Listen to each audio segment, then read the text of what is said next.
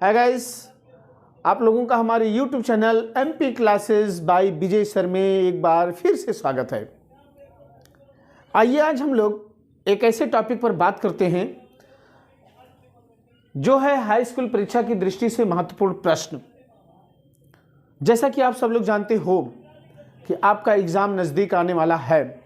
16 फरवरी से आपका exam start है। उसी से रिलेटेड कुछ महत्वपूर्ण प्रश्नों को आज हम लोग हल करेंगे। हमारे वीडियो को आप लोग लाइक कीजिए, शेयर कीजिए, कमेंट कीजिए। और यदि आप हमारे चैनल पर नए हैं तो हमारे चैनल को सब्सक्राइब करना ना भूलें। आइए चलिए स्टार्ट करते हैं। एक बेहतरीन क्वेश्चन, इंपॉर्टेंट। क्या कहता है क्वेश्चन आपका? क्वेश्चन कहता है कि संख्याओं के उस सूची का मतलब श्रेणी, सूची के प्रथम 25 पदों का योगफल ज्ञात कीजिए, जिसका n वां पद an बराबर 3 + 2n से दिया जाता है। अर्थात ये सीधा क्वेश्चन आपका रिलेटेड जो होगा वो हाई स्कूल से संबंधित जो समांतर श्रेणी आपकी है उसी से रिलेटेड क्वेश्चन है। इसी को मुझे हल करना है। कहते हैं कि यदि किसी श्रेणी का n वां पद अगर दे दिया जाए तो उस श्रेणी के 25 पदों का योगफल आपको ज्ञात करना है। तो कम से कम इसको हल करने का क्या तरीका होना चाहिए मैं आपको बताने जा रहा हूं। सबसे पहले हम क्या करते हैं, आइए देखिए। पहले n वां पद हम लोग पहले ऐसे लिख लेंगे। n वां पद क्या लिखा है? an बराबर 3 + 2n।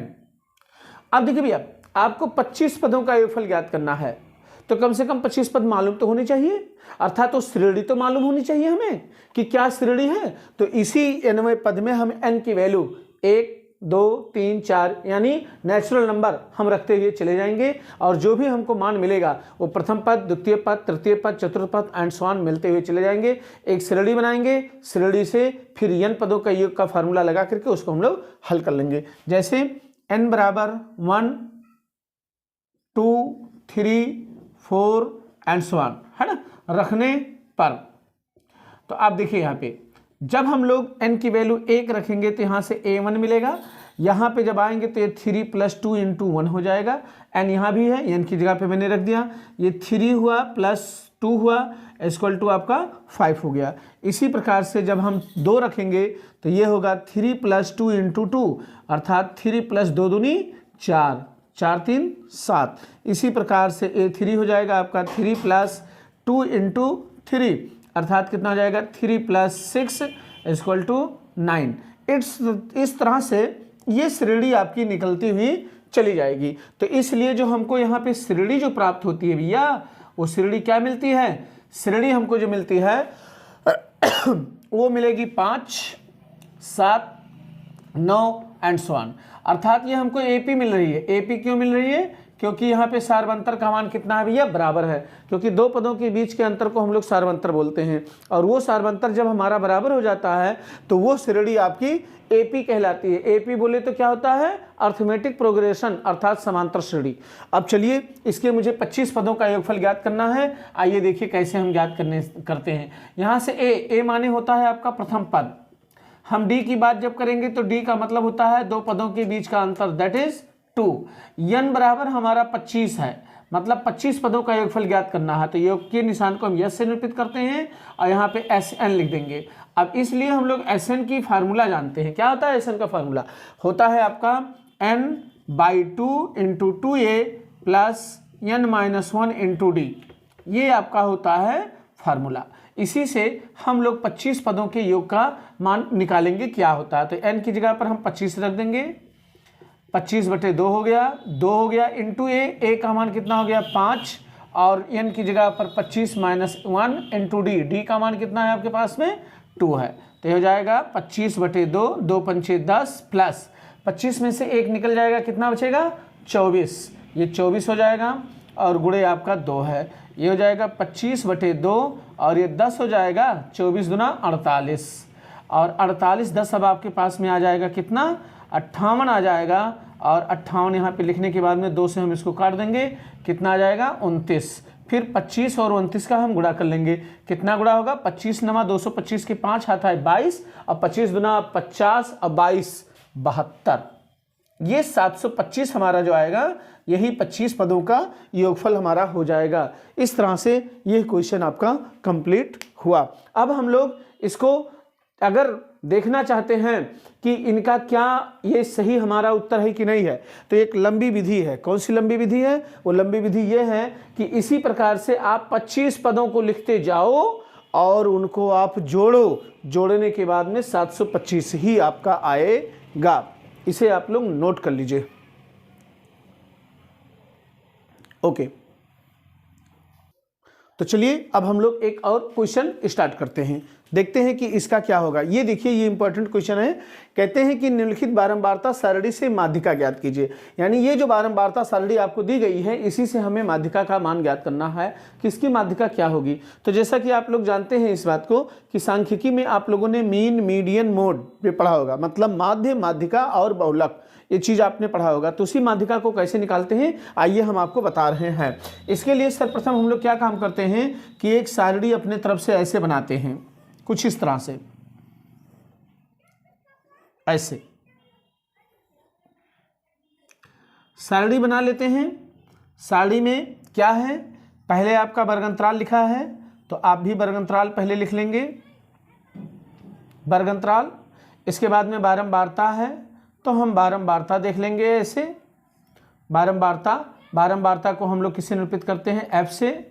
और यहाँ पे इसके लिए एक अलग से बनाई जाती है जिसे हम लोग कहते हैं संचयी बारंबारता।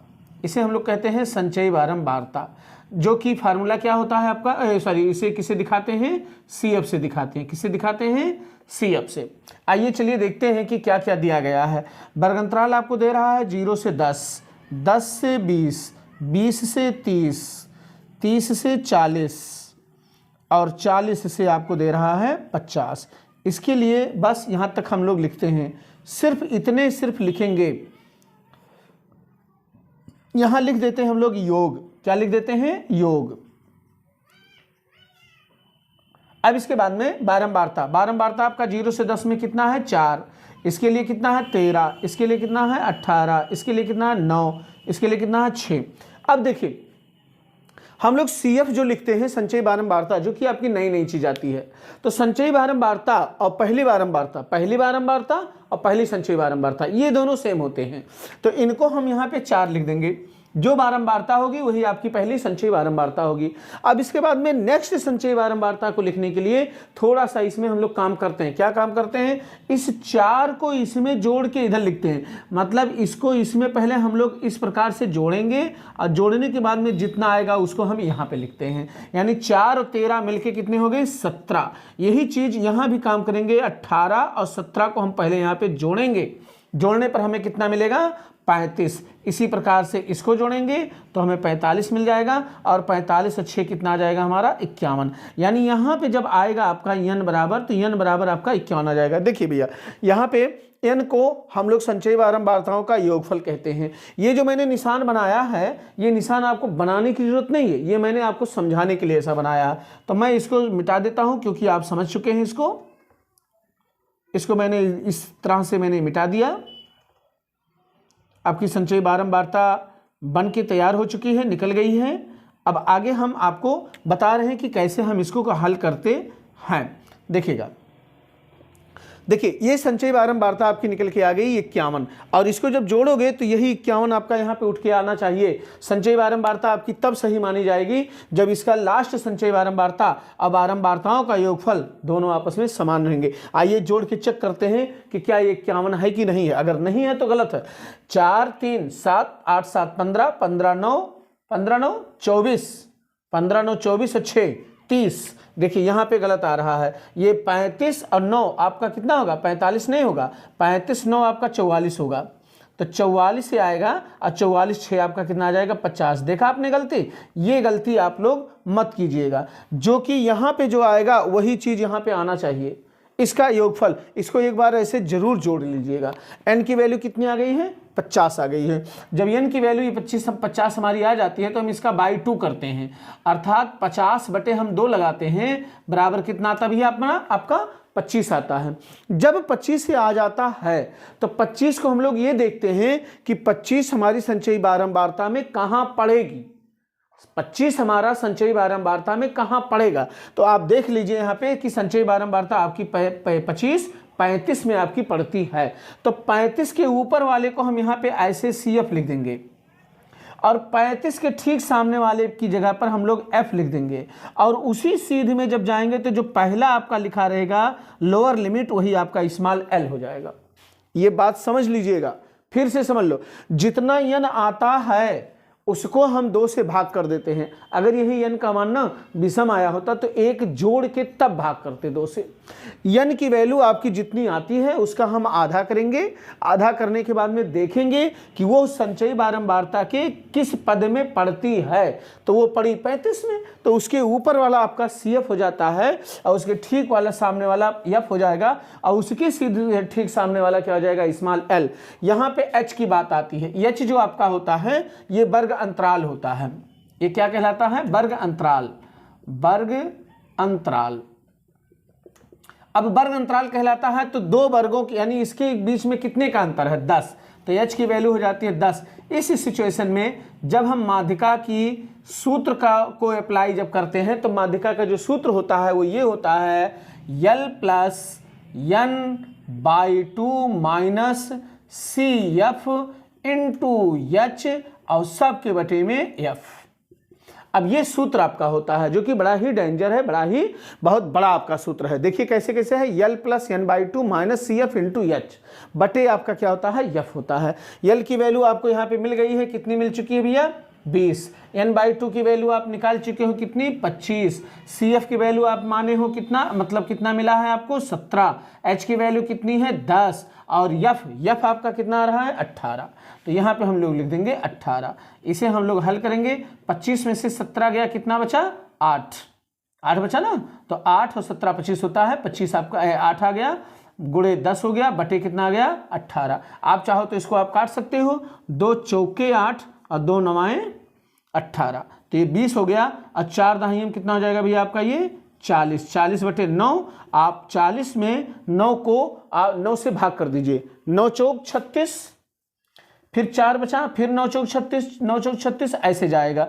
फिर इसको हम लोग जोड़ लेंगे तो ये हो जाएगा 24.44। यही आपकी हो जाएगी इस बारंबारता सारणी की माध्यिका। यही माध्यिका आपका आएगा जो कि आपका राइट आंसर हुआ। कितना हुआ? 24.44। याद रखिएगा, जब हम लोग संचयी बारंबारता बनाते हैं तो पहली बारंबारता और पहली संचयी बारंबारता एक ही होती है। फिर हम लोग तिरछा गुणा करते हुए जोड़ते हुए ऐसे से चले जाते हैं और जानने के बाद में फिर से हम लोग n की वैल्यू यानी इसका योगफल निकालते हैं। जैसे 4 3 7 और 8 15, 15 9 24 और 6 30 के 0 हाथ आए 3, 3 1 4 1 5। तो ये हो गया। इसका हम आधा करते हैं। आधा जब कर लेते हैं तो आधा करने के बाद में इसको हम देखते हैं कि संचयी बारंबारता के किस पद में मिल रहा है। कहाँ मिल रहा था? 35। तो 35 के ठीक ऊपर वाला आपका CF हो जाएगा और उसके ठीक सामने वाला आपका मतलब F बन जाएगा। और उसी सीध में जब जाएंगे वर्ग अंतराल में तो जो लोअर लिमिट जो होगा वही आपका बन जाएगा L। और इस तरह से आप फार्मूला लगा देंगे माध्यिका का, L + n/2 minus CF into H बटे F। मान को रख करके हल कर लेंगे, आपका माध्यिका का सवाल लग जाएगा। इसे आप लोग नोट कर लीजिए। ओके।